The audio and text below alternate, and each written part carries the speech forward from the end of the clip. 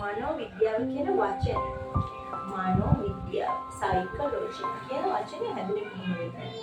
කැමතිද මේ ගැන ඉගෙන ගන්න? කැමතිද මේ සම්බන්ධව අලුත් දේවල් ගන්න? සමහර විට වෙනකොට හිතන්න. සමහර විට අලුත් සයිකොලොජි වලට සයිකොලොජි ශාස්ත්‍රයට මේ විෂය මේ දැනුම ඉගෙන ගන්න අලුතෙන් ආපෙනෙක්.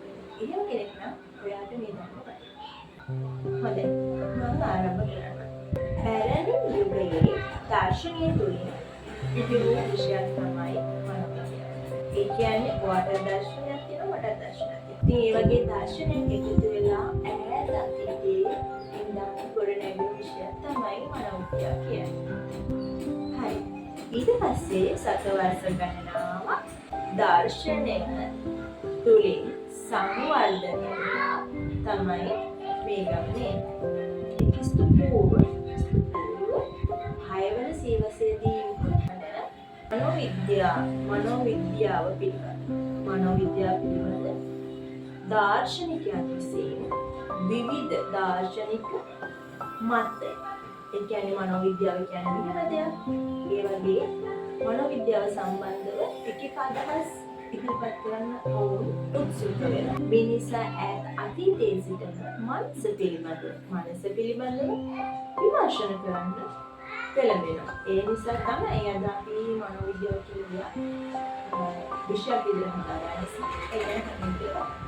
ඒ වගේම අපි මේක කතා කරනකොට මේකට මූලික වෙච්ච ශිෂ්ටාචාර ඒ ශිෂ්ටාචාර තමයි චීන, ඉන්දියානු, බැබිලෝනියානු, ඊජිප්තු, ග්‍රීක. මේකේ මූලික ශිෂ්ටාචාර තමයි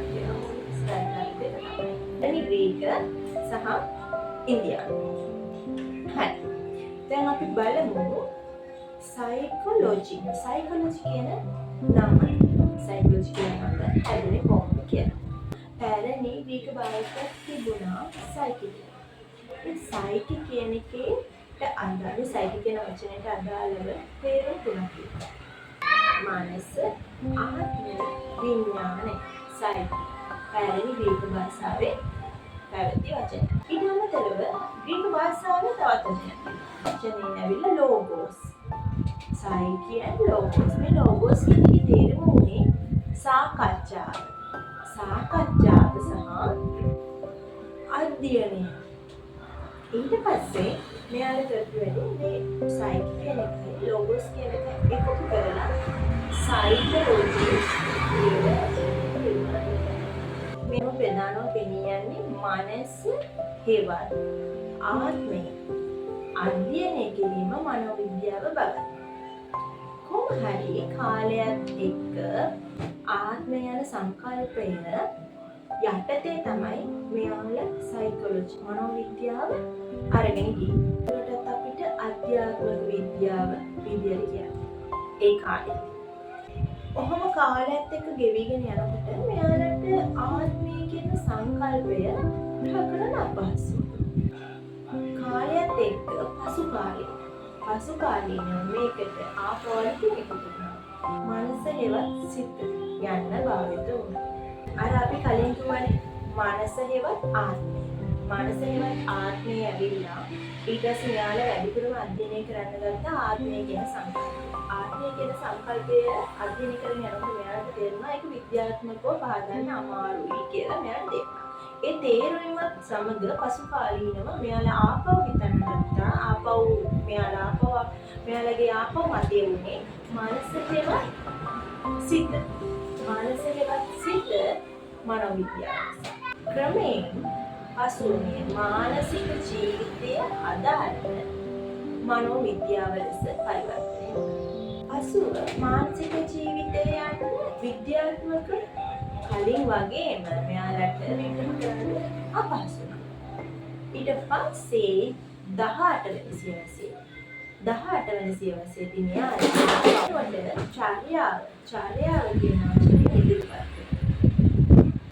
ඒ අනුව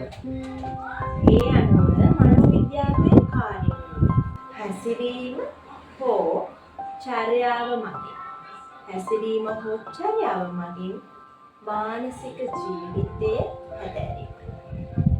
මේ නිසා වර්තමානයේ මනෝවිද්‍යාව චර්යා විද්‍යාවක් ලෙස වර්ධනය විය.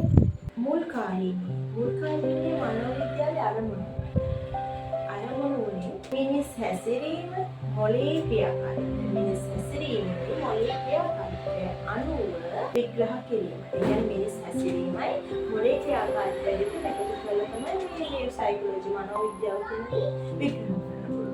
අන්තිමට සියවසට පසුව මනෝවිද්‍යාව විවිධ අංශ කරා පැතිර ගිය අතර ස්වාධීන විෂයක් වශයෙන් සම්බන්ධ වෙනවා.